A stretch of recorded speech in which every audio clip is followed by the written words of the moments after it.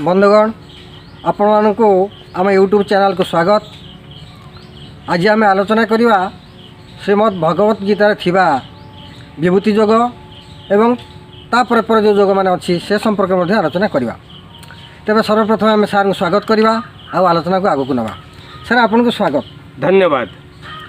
से कथा उठुची जे आम तो भगवत गीतार आलोचना करुँच भगवान तांको मुहरे ये जोग संपर्क में रहस्य केमी भाव में रखिंट ता भितर आप उन्मोचन करुँच। आम आसी पहुँचले विभूति जोग पाखे। ये विभूति जोग कौन आवश्यकता पड़ा तापर आमको टे आलोकपात करेंगे।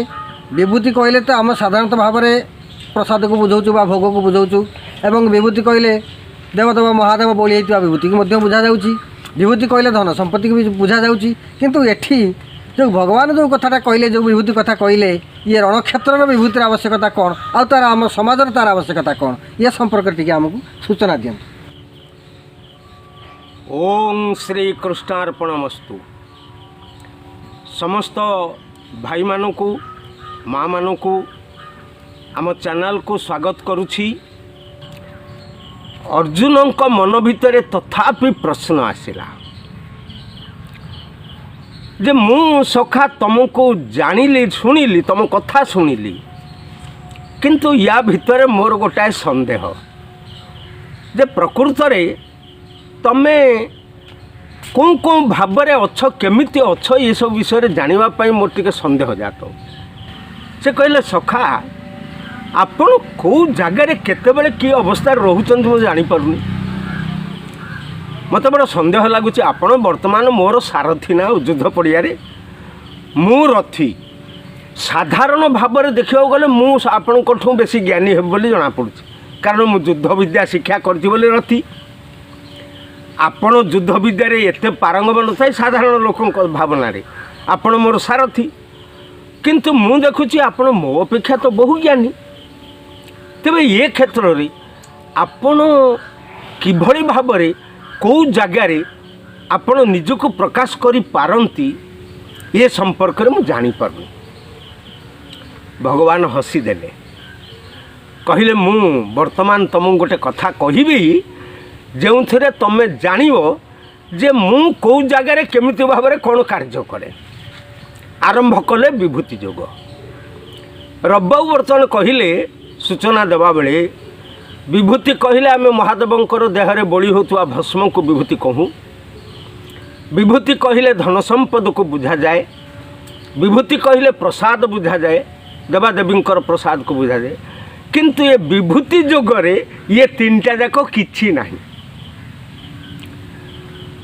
विभूति जोग एठी केवल मात्र युक्त किए होउछंती ना अर्जुन भगवान आउ किए युक्त होउछि ना कर्म युद्ध एवं निजर विवेक। आम भितर विभूति जोग आरंभ करिबु। आमे समाज रे अछु आम पाखरे किए युक्त हबो प्रज्ञा शक्ति ज्ञान शक्ति। आपण माने प्रवचन शुणिले जे आपण माने ज्ञानी हे जिबे मु ज्ञानी हे कि प्रवचन दउछि कथा न या भितर गोटे कथा जात हब जोटा हूँ प्रकृत विभूति ता हूँ अनुसंधिच्छा। आम से आपण मान प्रश्न पचार सुजोग देछुं। आपण प्रश्न पचारे अनुसंधान करेंगे। आपण प्रश्न उत्तर देवाई आम बाक्सरे कौन पूरा पुले उत्तर अच्छी कि ना ता नहीं। आमे अनुसंधान करूँ आम सीमित ज्ञान भितर आपण प्रश्न उत्तर संतोषजनक भाव कौन दि जापर। यही जो अनुसंधिच्छा अच्छी यार ना हो विभूति कहीं ना आपण मैंने विभूति शब्द को देखंतु। विभूति शब्द बी उपसर्ग भू धातु ती प्रत्यय। यही जो बी उपसर्ग एठी तार अर्थ होछि जे विशेष भाव रे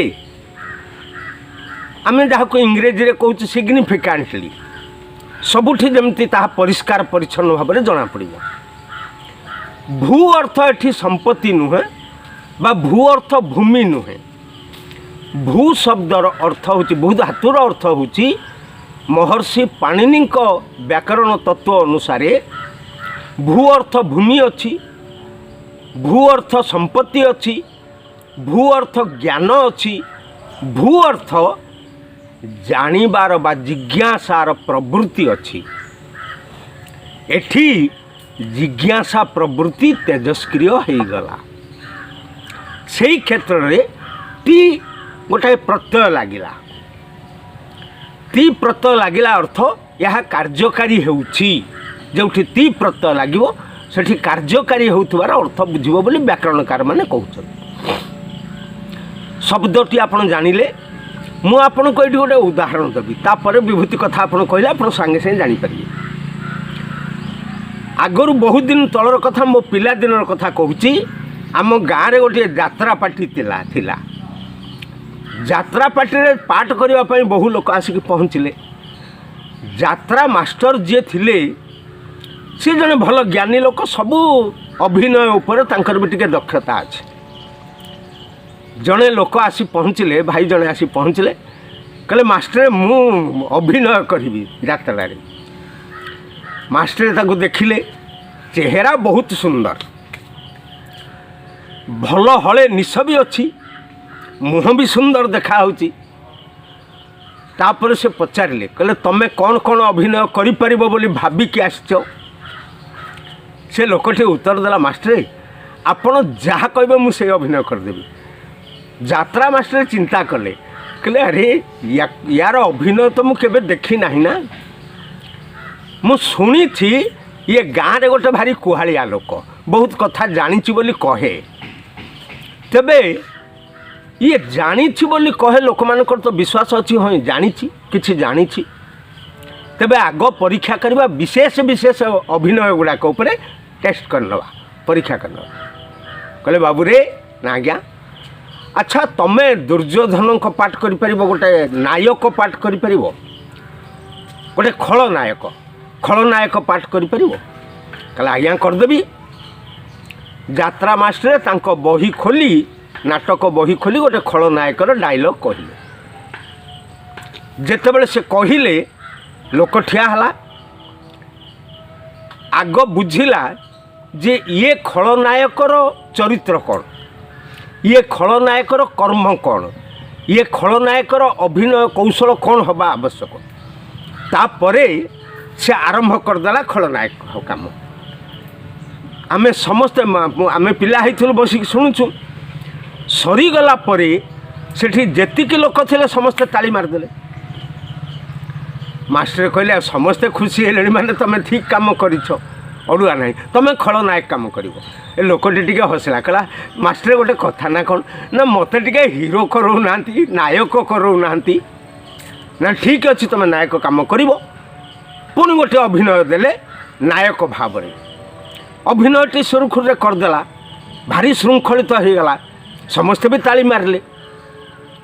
मास्टर कहले तुम तो भल नायक काम भी करुछ, हिरो काम कर पारुछ। अच्छा तुम्हें गोटे काम कर ना कौन ना, या भितर पुराणा कालिया यात्रा दल भितर आपण मैंने शुणी थे गीतिनाट्य मानक गोटे अभिनय थिला, जी पछपटे ठिया ही बैकग्राउंड रे गीत गाइब, ताकू नियति बोली कह जाउथिला। से खाली गीत गाइब, या पर सीन कौन हम से कहब। कहले अच्छा तुम्हें नियति काम कर पारिबो? कहले आज्ञा करदेवी, अड़ुआ किछि नाही, मु नियति काम करदेवी। नियति अभिनय रे तांको छाड़ी दियागला। एते सुंदर भाव से गान करी गीतटाकू ता परवर्ती अभिनय गुड़िकर विश्लेषण ता भितर से करदेले। समस्त अत्यंत खुशी गले, समस्त कहले मास्टर यही नियति काम भल करिवो। ये कथा गुड़िक आपन को कहिबार कारण होउची, ये मोर अनुभूति कथा कहली, मो पिला दिनर अनुभूति कथा कहली। आपण माने एठी विभूति कथा को पळि आसंतु। भगवान जेतेबेले कहिले, कहले सखा तमे वर्तमान मते तमर सारथी भाव में देखिछ, तमे रथी मु सारथी, आगे आमर रही युद्ध पड़िया, बहु रथी एठी अछंती, किंतु मु तुमको तम संदेहटा दूर करने चाहूँ। तमे मते कहूछ जे सखा तमे कौन प्रकृत में मो सारथी? ତମେ କ'ଣ ପ୍ରକୃତରେ ଏତେ ଜ୍ଞାନୀ? ନା, ମୁଁ ଖାଲି ସେତିକି ନୁହେଁ, ମୋ ଶକ୍ତିକୁ ମୁଁ ବିଭିନ୍ନ ଭାବରେ ଏ ପୃଥିବୀରେ ଏ ବିଶ୍ୱରେ ପରିବ୍ୟାପ୍ତ କରିଦେଇଛି। ତାକୁ ଅନୁସନ୍ଧାନ କରିବା ତୁମର ଆବଶ୍ୟକ। ଏଇଠି ଆସିଲା ବିଭୂତିର ଅର୍ଥ। ତମେ ଅନୁସନ୍ଧାନ କଲେ ଜାଣିବ ମୋର ଅଲୌକିକ ଶକ୍ତି ମୁଁ କେମିତି ଚାରିଆଡ଼େ ବିକିରଣ କରିଦେଇଛି। ତା ଭିତରେ କିଛି ଜାଗାରେ ମୁଁ ତାକୁ ବିଶେଷ ଭାବରେ ପରିସ୍ଫୁଟ କରିଦେଉଛି। ଯଥା ଭଗବାନ କହିଲେ ସଖା ଅହଂ ସର୍ବସ୍ୟ ପ୍ରଭବୋ ମତଃ ସର୍ବଂ ପ୍ରଭବତେ, ଅର୍ଥାତ୍ ମୁଁ ସବୁଠି ପ୍ରକାଶମାନ ହେଇପାରିବି। ମୁଁ ସମସ୍ତଙ୍କ ଭିତରେ ପ୍ରକାଶମାନ ହେଇପାରିବି। ତମ ଭିତରେ ଅଛି, ଏ ସୈନ୍ୟମାନଙ୍କ ଭିତରେ ବି ଅଛି। ଆଚ୍ଛା ସଖା କହିଲ, ଇଏ ସବୁ ସୈନ୍ୟ ତ ଆସିଛନ୍ତି ଯୁଦ୍ଧ କରିବେ, ୟା ଭିତରୁ ଯୁଦ୍ଧ କିଏ ନ ଜାଣିଛି କହିଲ? ଜଣଙ୍କ ନାଁକୁ ଇଏ ଯୁଦ୍ଧ ଜାଣିନି, ଖୁସିରେ ଦୌଡ଼ିକି ପଳେଇ ଆସିଛି। ତାହେଲେ ତମେ କାହିଁକି ଭୀଷ୍ମଙ୍କୁ ଦୁର୍ଯ୍ୟୋଧନ କାହିଁକି ସେନାପତି କଲେ? ଆଜି ଧର୍ମପୁରୁଷ ଯୁଧିଷ୍ଠିର ବଡ଼ ଭାଇ ତମକୁ ସେନାପତି କରିବା ପାଇଁ କାହିଁକି ଚାହିଁଲେ? ନା, ସମସ୍ତଙ୍କ ଭିତରେ ତମ ପାଖରେ ବା ଭୀଷ୍ମ ପିତାମହଙ୍କ ପାଖରେ କିଛି ବିଶେଷତ୍ୱ ଅଛି। ତାକୁ ଦେଇଛି କିଏ? ମୁଁ ଦେଇଛି। ମୁଁ ଦେଇଛି ସେ ବିଶେଷତ୍ୱ ତମେ ପରିସ୍ଫୁଟ କରିବ। ଏବଂ ମନେ ରଖ, ଯିଏ ଯେମିତି ଭାବରେ ମୋ ଠାରୁ ଅଂଶଗ୍ରହଣ କରିବା ପାଇଁ ଚାହିଁଛି, ମୁଁ ତାକୁ ସେଇଭଳି ଭାବରେ ଦେଇଛି। ଭୀଷ୍ମ ପିତାମହ ଯାହା ଚାହିଁଲେ ତାଙ୍କୁ ଦେଇଦେଇଛି। ସାଧାରଣ ସୈନିକଟେ ଯାହା ଚାହିଁଲା ତାକୁ ଦେଇଦେଇଛି। ଆଗରୁ ମୁଁ କହିଦେଇଛି ଯେ ମୋତେ ଯିଏ ଯାହା ଚାହୁଁଛି, ଯେ ଯଥା ମାଂ ପ୍ରପଦ୍ୟନ୍ତେ, ମୁଁ କହିଛି ଆଗରୁ। ଆଜି ବି କହୁଛି, କେଷୁ କେଷୁ ଚ ଭାବେଷୁ, କେଷୁ କେହି ଜଣେ ଲୋକ ଯିଏ ବି ଯେମିତି ଭାବରେ ମୋତେ ଭାବିଛି। କ'ଣ ଭାବିଛି? ଚିନ୍ତୋଷୀ ଭଗବନ୍ ମୟା, ଯିଏ ମୋତେ ଯେମିତି ଭାବରେ ଚାହିଁଛି ମୁଁ ତାକୁ ସେଇ ବାଟରେ ନେଇଗଲି। ଇଏ ହେଉଛି ମୋର ଶକ୍ତି। ତାକୁ ତୁମେ ଅନୁସନ୍ଧାନ କରିବ ନା ଆଉ ଖାଲି ବିଭୂତି ଯୋଗ ଶୁଣିବ? ଶୁଣ, ମୁଁ ଏ ବିଶ୍ୱରେ ବିଶେଷ ଭାବରେ ମୋର ବିଭୂତିକୁ ବା ମୋର ଶକ୍ତିକୁ କେମିତି ପରିପ୍ରକାଶ କରିଛି ତାର କେତୋଟି ଉଦାହରଣ ମୁଁ ଦେଉଛି। ଯଥା ମୁଁ 4 ବେଦ ଭିତରେ ସାମ ବେଦ। ବିଭୂତି ଯୋଗ ଆଲୋଚନା କଲାବେଳେ ମୁଁ ଆପଣଙ୍କର ଅଧିକ ସମୟ ନେଇ ଅଯଥାରେ ସବୁ କଥା ଆଲୋଚନା କରିବା ପାଇଁ ଇଚ୍ଛା ପ୍ରକାଶ କରୁନାହିଁ। ଆପଣମାନେ ଗୀତାରେ ପଢ଼ିପାରିବେ ସେଗୁଡ଼ିକ। 2-4ଟି କଥା ଆପଣମାନଙ୍କୁ କହିବି ଯେ ଭଗବାନ କାହିଁକି ବିଭୂତିଟାକୁ ଆଲୋଚନା କଲେ ପାର୍ଥଙ୍କ ପାଖରେ। କହିଲେ ମୁଁ ସମସ୍ତ ବେଦମାନଙ୍କ ଭିତରେ ସାମ। ଆଚ୍ଛା, ପ୍ରଥମ ବେଦ ତ ଋଗ୍ବେଦ, ଯାହାର ପ୍ରଥମ ମନ୍ତ୍ର ଓଂ ଅଗ୍ନି ମିଳେ ପୁରୋହିତମ୍। ସମସ୍ତ ଜଗତର ଶ୍ରେୟ ଯେଉଁ ଅଗ୍ନି ଦେବତା, ତାଙ୍କୁ ପ୍ରଥମେ ପ୍ରାର୍ଥନା କରାହେଲା। କିନ୍ତୁ ଭଗବାନ କହିଲେ ମୁଁ ବେଦାନାଂ ସାମ ବେଦସ୍ମି, ମୁଁ ବେଦମାନଙ୍କ ଭିତରେ ସାମ। ସାମ ବେଦରେ କ'ଣ ଅଛି ଆପଣମାନେ ଅନୁଧ୍ୟାନ କରିବେ ନା। ବିଭୂତି ହେଉଛି, ବିଭୂତି ଯୋଗ ହେଉଛି ଆପଣମାନଙ୍କ ପାଇଁ ଛାଡ଼ି ଦିଆହେଲା ଯେ ଅନୁଧ୍ୟାନ କରିକି ଦେଖିବେ। ସେ ଯାତ୍ରା ଭାଇଟି ଯେମିତି ଆସିକି କହିଲା ଯେ ଆପଣ ମୋ ଦେହରେ ପ୍ରକୃତରେ କ'ଣ କ'ଣ ଗୁଣ ଅଛି ଅନୁଧ୍ୟାନ କରୁନାହାନ୍ତି ମାଷ୍ଟର, ଦେଖିବେ ଯେଉଁଟା କହିବେ ସେଇଟା କରିବି। ସେଇ କଥାଟି ଅନୁଭୂତି କଥାଟା ଯେମିତି କହିଲି, ଭଗବାନ କହିଲେ ତମେ ଅନୁଧ୍ୟାନ କର। ମୁଁ କାହିଁକି ବେଦ ଭିତରେ ସାମ ବେଦ? ନା, ସାମ ବେଦ ହେଉଛି ନିର୍ବିକଳ୍ପ ନିରାକାର ସ୍ୱରୂପ ଭଗବାନଙ୍କୁ ପ୍ରାର୍ଥନା କରି ନିଜ ଭିତରେ ଅନୁଭବ କରିବା ପାଇଁ ସମସ୍ତ ପ୍ରକାର ସୂତ୍ର ଦିଆଯାଇଛି। ତେବେ ଆପଣମାନେ ତ ଶୁଣୁଛନ୍ତି ବିଭୂତି ଯୋଗ ସମ୍ପର୍କରେ। ବିଭୂତି ଯୋଗର ଅର୍ଥ ଯାହା ସାର୍ ଆମକୁ କହିଲେ ଯେ ଆମେ ଅନୁସନ୍ଧାନ କରିବା। ଅନୁସନ୍ଧାନ କଲେ ଭଗବାନଙ୍କୁ ଜାଣିପାରିବା ଯେ ତାଙ୍କର ବିଭୂତି କ'ଣ ବା ସେ କିଏ। ଏଇ ଜାଣିବାର ଯେଉଁ ବାଟଟା ଏଇଟା ହେଲା ବିଭୂତି। ୟାକୁ ବିଭୂତି ଯୋଗର ନାମକରଣ କରାଯାଇଛି, ଭଗବାନ ବ୍ୟାସ ୟାକୁ ଦେଇଛନ୍ତି। ୟା ପରେ ଆସିବ ବିଶ୍ୱରୂପ ଦର୍ଶନ। ବୋଧ ହୁଏ ଅର୍ଜୁନ ଭଗବାନଙ୍କୁ ଚିହ୍ନିବାକୁ ଚାହିଁଛି କିମ୍ବା କିଏ ବୋଲି ଜାଣିବା ପାଇଁ ଇଚ୍ଛା କରିଛି, ଯେଉଁଥିପାଇଁ ତାଙ୍କୁ ବିଶ୍ୱରୂପ ଦେଖାଇଛନ୍ତି ଓ ସାର୍ ତ ଆଲୋଚନା କରିବ ବିଶ୍ୱରୂପ କଥା। ବର୍ତ୍ତମାନ ପାଇଁ ଆମେ ବିଦାୟ ରହୁଛୁ। ପୁଣି ଆଗାମୀ ଅଧ୍ୟାୟରେ ଦେଖା ହେବ। ଆପଣମାନଙ୍କୁ ଧନ୍ୟବାଦ, ସାର୍ଙ୍କୁ ଧନ୍ୟବାଦ। ଧନ୍ୟବାଦ।